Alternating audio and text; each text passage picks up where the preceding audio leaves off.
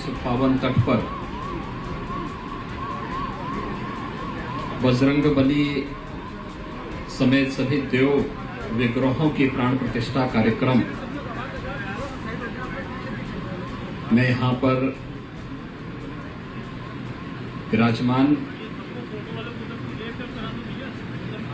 जूना अखाड़ा के आचार्य महामंडलेश्वर पूज्य संत स्वामी अवधेशानंद जी महाराज,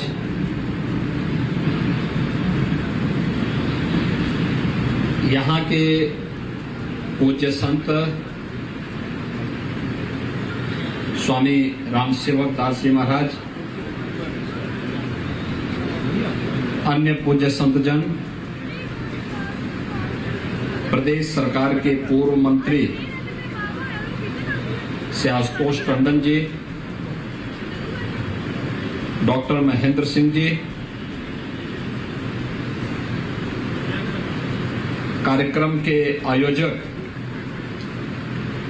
श्री संजय सिन्हा जी, उदय सिन्हा जी, विजय सिन्हा जी, आज के इस कार्यक्रम में उपस्थित सभी श्रद्धालुजन और उपस्थित भाइयों बहनों,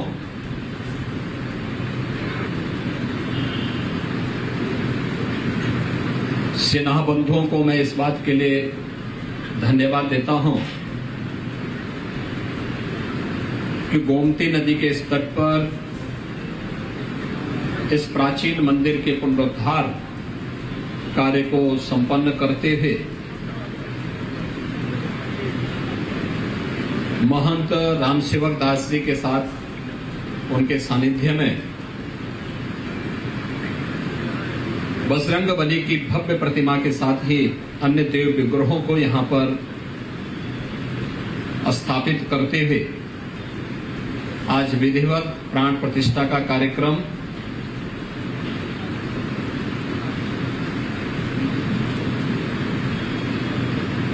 जूना अखाड़ा के आचार्य और महामंडलेश्वर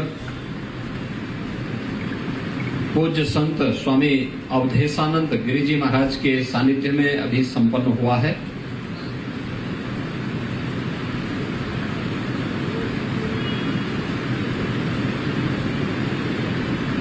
मंदिर की जो बाहरी आभा है उससे सहज ही हम अनुमान लगा सकते हैं कि मंदिर अति प्राचीन है और समय के अनुरूप पुनरुद्धार की कार्रवाई के माध्यम से श्रद्धालुजनों की भावनाओं को सम्मान देते हुए यह कार्यक्रम, इस पुनरुद्धार के कार्यक्रम के साथ सेना बंधु जुड़े और उन्होंने उसे एक नया स्वरूप अपने पूज्य माता पिता की स्मृति में देने का कार्य किया है।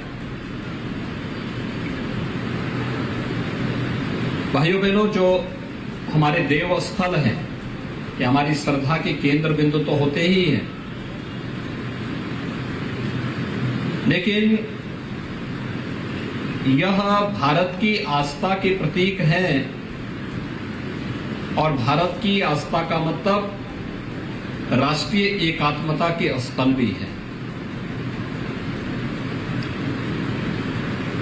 एक बार एक वामपंथी विचारक से पूछा गया कि इस देश के 4 धामों के बारे में क्या उनके विचार हैं, तो उन्होंने एक बात कही। उन्होंने कहा, श्रद्धा रास्ता लोगों के अपने व्यक्तिगत विषय होते हैं, लेकिन जब हम भारत के परिप्रेक्ष्य में इसकी बात करते हैं तो वह विराटता को एकात्मता में जोड़ने का कार्य कोई करता है तो वह भारत के देवस्थल करते हैं। और किस रूप में उन्होंने उदाहरण दिया था आदि शंकराचार्य का। उन्होंने कहा कि जो लोग कभी कहते थे कि भारत एक राष्ट्र नहीं है, राष्ट्रीयताओं का समूह है। अलग अलग राजनीतिक इकाइयां राज्यों के नाम पर, खासतौर पर राज्य रजवाड़ों के नाम पर जो उस कालखंड में थी, उन सब को लेकर के जो लोग भारत की राष्ट्रीयता पर प्रश्न खड़ा करते थे,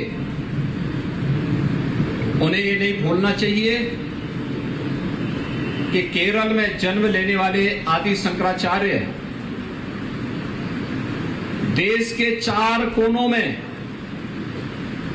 4 पीठों की स्थापना करते हैं। राजनीतिक इकाइयां कहीं उसमें बाधक नहीं बनी। धर्म के मार्ग पे राजनीति कभी बाधक नहीं बन सकती, बल्कि वह उसके संवर्धन में, उसके संरक्षण में अपना योगदान दे सकती है। और आदि शंकराचार्य के द्वारा बनाए गए 4 पीठ हैं, या इस देश के 12 ज्योतिर्लिंग हैं, 51 शक्तिपीठ हैं, अन्य महत्वपूर्ण जो धर्मस्थल हैं, ये वास्तव में केवल आस्था के ही केंद्र बिंदु नहीं है, बल्कि यह भारत की एकात्मता के भी प्रतीक हैं। किसी देव मंदिर में जब एक श्रद्धा के साथ कोई दाता है, तो उसकी जाति, उसका क्षेत्र, उसकी भाषा कोई नहीं पूछता। जिस श्रद्धा के साथ व्यक्ति गया, उसी श्रद्धा का फल उसे प्राप्त भी हो जाता है। ये हम सब की मान्यता रही है। और यहां पर बहुत भव्य और दिव्य प्रतिमाओं को स्थापित करके सेनाबंदों ने अपने पूज्य माता और पिता को दोनों की स्मरण, उनको, उनके प्रति आम जनमानस की श्रद्धा को और मजबूत करने का कार्य किया है। मैं इसके लिए उन्हें हृदय से बधाई देता हूं। हमारे देव मंदिर लोक कल्याण के माध्यम है। हमें उसे निरंतर उसी पथ पर अग्रसर करके लेके चलना होगा।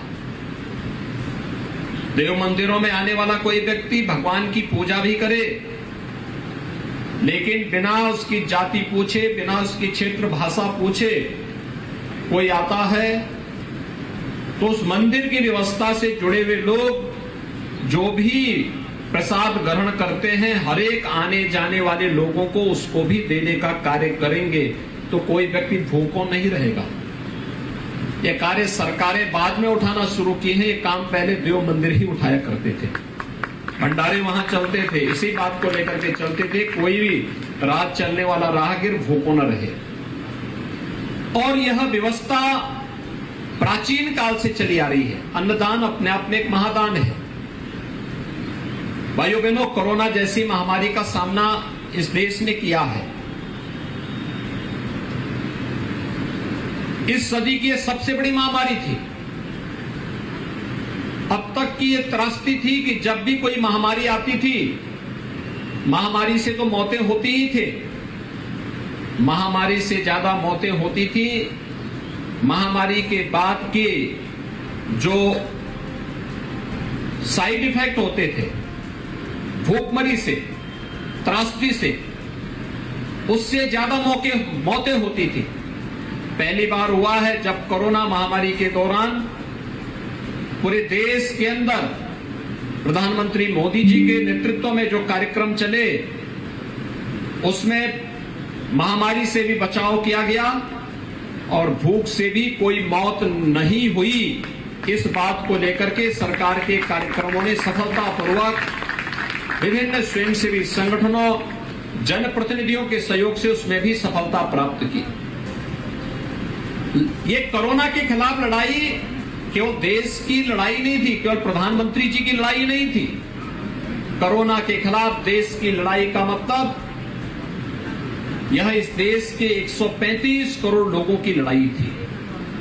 और जब पूरा देश एकजुट होकर के लड़ा, तो उसका परिणाम भी पूरे देश के सामने आता हुआ दिखाई दिया कि कोरोना प्रबंधन भारत का दुनिया के किसी भी विकसित देश की तुलना में सबसे बेहतरीन था।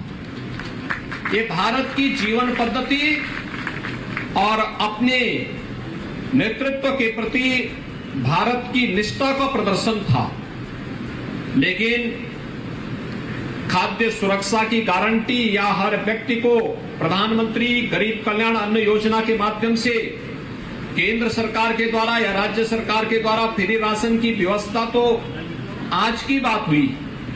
प्राचीन काल में खाद्य सुरक्षा की गारंटी हमारे धर्मस्थल ही दिया करते थे, और इसलिए धर्मस्थल के बारे में जो अक्सर मेरे गुरुदेव मुझे अक्सर कहा करते थे कि धर्मस्थल पे कोई व्यक्ति आए भूखों नहीं जाना चाहिए, उसको 2 जून की रोटी जरूर दो, भोजन की व्यवस्था उसके लिए जरूर करो। दूसरा, भारत की वैदिक परंपरा के संरक्षण का कार्य, संस्कृति के अध्ययन अध्यापन को उसके साथ जोड़ना।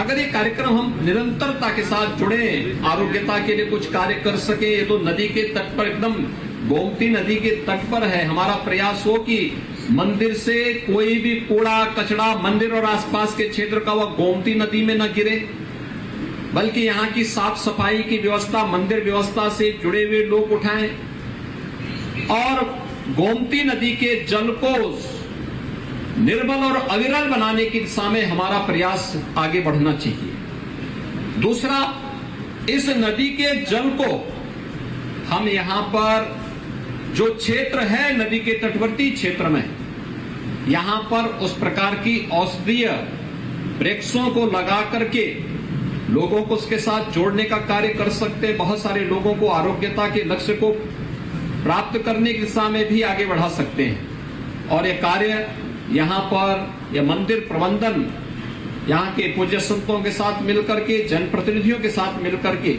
आगे बढ़ाने का कार्य करेगा तो मंदिर की सार्थकता स्वयं सिद्ध होती हुई दिखाई देती है। मैं एक बार फिर से महंत राम सेवक दास जी महाराज को, जिन्होंने इस प्रबंधन में सेना बंधुओं को के साथ साथ अन्य लोगों को रखा जो लोक कल्याण के पथ पर अग्रसर होकर के इस कार्यक्रम के साथ जुड़ सके, मंदिर के पुनरुद्धार के लिए सेना बंधुओं को हृदय से धन्यवाद देता हूं। और पूज्य स्वामी अवधेशानंद गिरि जी महाराज यहाँ पर उपस्थित हुए हैं, वे हरिद्वार से यहाँ आए हैं। इस भीषण गर्मी में वास्तव में किसी को सजा देनी हो तो इस भीषण गर्मी में मूर्ति प्राण प्रतिष्ठा का कार्यक्रम करवा लें। अच्छा है, नंगे पैर बोलो कि चलो। तो यह कार्यक्रम भी यहाँ पर उन्होंने इस साधना के साथ वे जुड़े हैं। मैं इसके लिए उनका, उत्तर प्रदेश में आए हैं, उनका स्वागत करता हूँ, उनका अभिनंदन करता हूँ और आभार भी व्यक्त करता हूँ कि उन्होंने इस कार्यक्रम के साथ जुड़ करके इस कार्यक्रम की भव्यता को आगे बढ़ाने में अपना आशीर्वाद दिया है। मैं उनके प्रति हृदय से उनका स्वागत और अभिनंदन करते हुए लखनऊ वासियों की ओर से जिनको ये मंदिर भव्यता के रूप में यहाँ प्राप्त हुआ है, आभार भी व्यक्त करता हूँ। आप सबको हनुमान जी की और सभी देव विग्रहों की कृपा यहाँ पर निरंतर प्राप्त हो, यह प्रार्थना भी बजरंग बली से करता हूँ, क्योंकि बजरंग बली तो भगवान राम के अनन्य भक्त हैं और अष्ट सिद्धि और 9 निधि के दाता भी हैं। तो बजरंग बली की कृपा हम सब पर बनी रहे, इस विश्वास के साथ आप सबके प्रति अपनी शुभकामनाएं देता हूं। धन्यवाद। जय हिंद।